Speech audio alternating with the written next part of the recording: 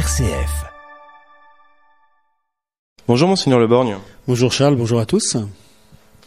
En ce troisième vendredi de Carême a lieu la journée annuelle de mémoire et de prière pour les victimes d'agressions sexuelles dans l'Église. Elle est marquée dans le diocèse par une messe à la cathédrale à 9h et elle sera aussi accompagnée dans les jours à venir de la représentation d'une pièce de théâtre, Pardon, qui a été écrite par un homme qui a été victime d'agressions sexuelles par un prêtre dans son enfance. Cette pièce sera jouée à Saint-Martin-Boulogne le jeudi 21 mars à 20h et le lendemain, vendredi 22 mars, à 20h également, au collège Les Loups et Dieu à Onzain-Saint-Aubin. Tous les évêques de France ont vu cette pièce. Que pouvez-vous en dire ? Je ne vais pas vous dévoiler la pièce, mais d'une part, elle est très bien montée. C'est un jeu d'acteur, c'est professionnel, c'est pas du tout, c'est de très belle qualité. Et d'autre part, avec, je trouve, clarté, mais aussi beaucoup de finesse, elle aide à réfléchir. C'est pas manichéen, c'est pas, et elle aide vraiment à réfléchir, elle aide à prendre du recul. C'est l'enjeu de cette journée mémorielle.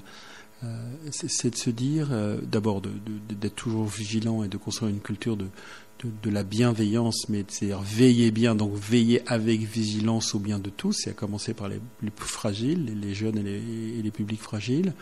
Mais elle est aussi de pouvoir se dire, mais qu'est-ce qui nous est arrivé ? Comprendre qu'est-ce qui a pu nous arriver, et il faut du temps pour relire et comprendre en profondeur ce qui nous est arrivé et pas le reproduire. Et donc, cette pièce, elle vient à point pour prendre un peu de recul, pour essayer de comprendre sans simplisme, mais en profondeur ce qui a pu nous arriver. Alors cette pièce, malheureusement, vous ne pourrez pas la revoir les 21-22 mars prochains, puisque vous serez à Lourdes, à l'Assemblée plénière des évêques de France, assemblée de printemps. Quel sera votre programme ? Je vous remercie de préciser ça. Je suis très très heureux que la pièce vienne, mais les dates qui ont été prises et qui étaient possibles, c'était les dates où tous les évêques sont à Lourdes pour la conférence. Donc de fait, je ne pourrais pas y être, tout en étant très heureux que c'est lieu dans le diocèse.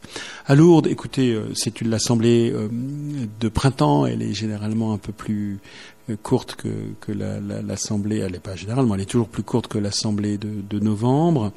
Il y a quelques dossiers habituels, et puis il y a quelques dossiers, là, nous allons travailler sur les ministères en règle générale, les ministères laïques, le diaconat. Là, on a des séquences de travail sur ces questions-là.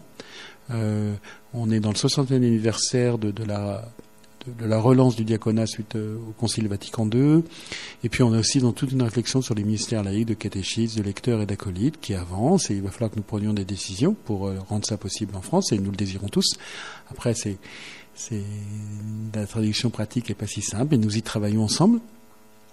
Et puis on va aussi travailler sur les questions on va faire un point sur les questions de.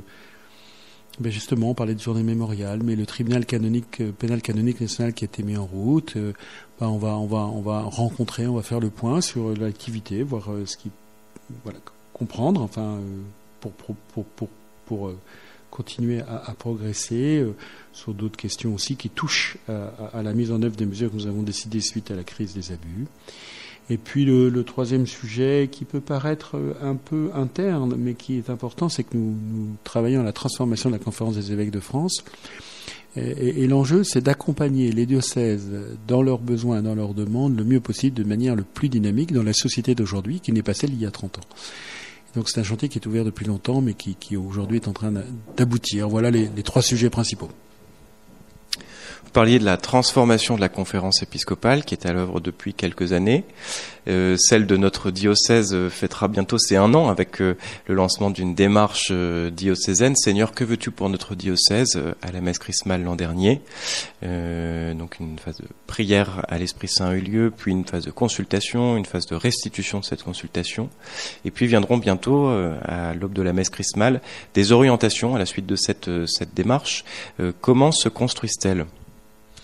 Alors d'abord, on a reçu, travaillé, puis moi j'ai prié aussi avec la synthèse de la consultation, que j'ai trouvée très riche, que j'ai trouvée porteuse. Il faut prendre le temps de la lire. On peut avoir l'impression qu'il y a... s'il y avait une idée qui révolutionnait le monde, en fait, on l'aurait sans doute déjà eu. Mais donc il n'y a pas immédiatement ça. Et en même temps, il y a un élan, il y a un souffle, il y a un encouragement, et il y a des... Moi, ça m'a fait changer de perspective. Je pense que les convictions qu'on a présentées au peuple de Dieu, elles sont plutôt acquises, mais tiens, on me les a mis dans une perspective qui me fait voir un peu différemment l'horizon. Alors, on les a reçus et on les travaille avec une équipe d'une 20aine de personnes, le conseil épiscopal, 4 doyens, l'équipe de transformation, puis quelques autres personnes que j'ai appelées. On les travaille accompagnés par quelqu'un qui est professionnel de l'animation et de ce genre de travail, pour essayer d'aller en profondeur et pour que je puisse, donc, à la messe chrismale, et je pense qu'on va y arriver,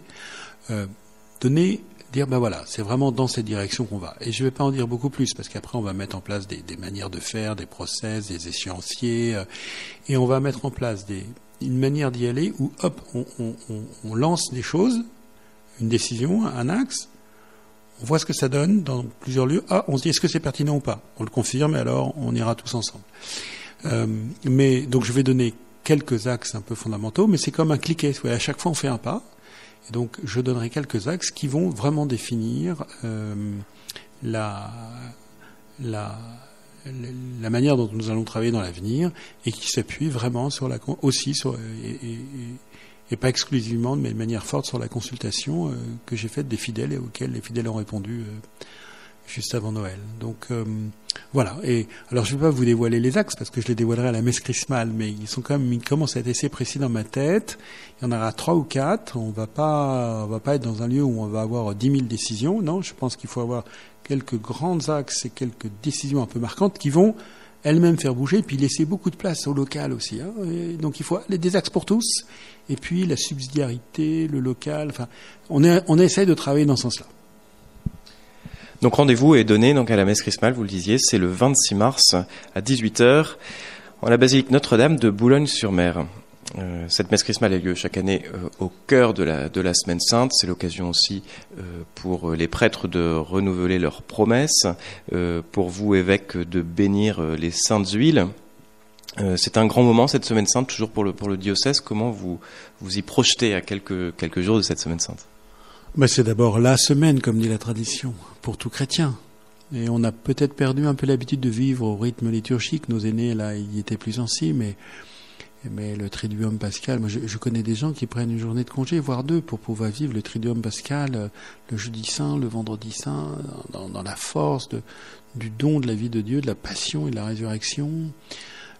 Donc c'est d'abord un événement pour tous, et je vous invite à y rentrer, à essayer de prendre les moyens d'y entrer comme si c'était la première fois. Enfin c'est difficile, on est tous pareils, on est pris dans nos habitudes, dans nos rythmes, mais quel est le petit pas ou la petite ouverture qui fait qu'il va y avoir un air frais? En tous les cas, voilà, je vous invite à y réfléchir et peut-être à demander au Seigneur, Seigneur, donne-moi de vivre cette semaine dans la force de ce que nous célébrons, l'inouï de ton amour révélé dans la passion et la résurrection de Jésus-Christ.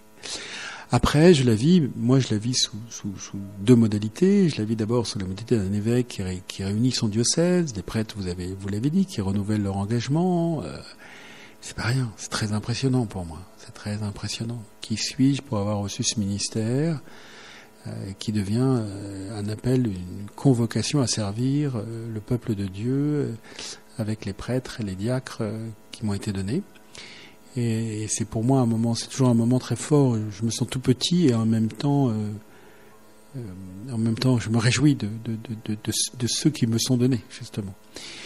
Et puis c'est aussi cette année, peut-être plus particulièrement, on le constate dans beaucoup de diocèses en France, une progression très nette du catéchuménat dans nos diocèses. Dans certains diocèses, c'est véritablement un boom. Nous, c'est au moins une tradition très très nette, une progression très nette. Et vous savez, je me réjouis de voir que dans telle paroisse, il y aura 15 baptêmes la nuit de Pâques, dans telle autre 17 baptêmes la nuit de Pâques. Et je pense à ces 2 communautés où, d'une manière très différente, mais ça va être un événement, il y aura un after après la vigile pascale où toute la communauté va faire la fête avec un nouveau baptisé. Enfin, et derrière, c'est beaucoup plus anecdotique. C'est une nouvelle forme de communauté qui est en train de naître. Et puis, chers amis auditeurs, si vous assistez à un baptême, si vous entendez parler d'un baptême, est-ce que un catéchumène pourrait toujours être une fête pour toute la communauté? Je vous en supplie. Rendez grâce, Seigneur, tu me donnes un frère. Je le reverrai peut-être plus beaucoup, mais je vais aller le saluer. Que tout catéchumène soit une fête pour toute la communauté sans exception. Le Seigneur vous les donne comme frères et sœurs. Ne passez pas à côté. Alors, dans un tout autre domaine, la vie d'évêque, c'est aussi une vie de dialogue avec des personnes auxquelles on ne penserait pas de prime abord. Juste après Pâques, le 2 avril prochain, vous serez à la conférence des évêques de France à Paris, à l'invitation de l'Observatoire Foi et Culture, et vous débattrez avec Manuel Valls, ancien Premier ministre, au sujet du discrédit du politique et de l'emballement de la violence dans la société française, avec un thème qui promet d'être passionnant: violence des dieux, violence de l'homme, penser la foi chrétienne après René Girard. C'est la première fois que vous débattez avec un Premier ministre ? C'est pas la première fois que je rencontre. Je sais pas si nous débattrons, hein. Vous savez, nous allons intervenir, puis il y aura des questions. Moi, on m'a demandé de venir parce que j'ai fait les obsèques de la petite Lola et du professeur du lycée Gambetta, Dominique Bernard, qui est décédé, qui a été assassiné. Et donc, j'ai eu à gérer et accompagner cette violence. Et on me demande un témoignage suite à ces événements où j'ai présidé les obsèques, comment j'ai pu accompagner, quelle parole l'Église peut avoir et quelle importance peut avoir cette parole. Voilà, donc moi, vous savez, je ne suis pas du tout un spécialiste de René Girard. On me demande ce témoignage, je vais le donner, et puis je répondrai aux questions qu'on posera, et je serai très heureux d'entendre comment les deux autres intervenants aborderont la question, et sans doute je progresserai dans la connaissance de René Girard. Merci beaucoup, Monseigneur, et bonne route vers Pâques. Merci beaucoup à vous et bonne continuation de carême à tous.